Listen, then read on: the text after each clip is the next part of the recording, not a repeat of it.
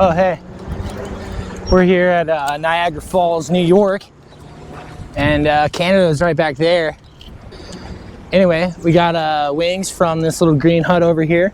Misty Dog Grill. Misty Dog Grill, that's what it's called. I knew that. Rainbow Boulevard, Niagara Falls.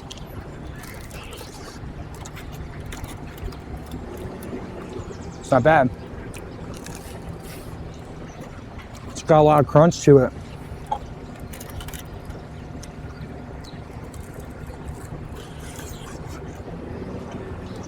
It's all right. The crunch is on point. I'll give them that. But you know how we do it around here. We got to do too. So, just to be fair. Sauce is average. Nothing fancy. The sauce is good. It's not, you know, it's not shouting at me or anything. What do you think? Yeah, crisp and everything. The Misty Dog, Niagara Falls, New York. It's gonna get a 6.9. 6.9. 6.9. That's a review.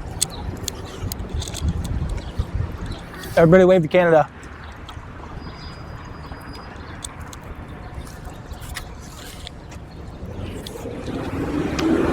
Oh, Canada.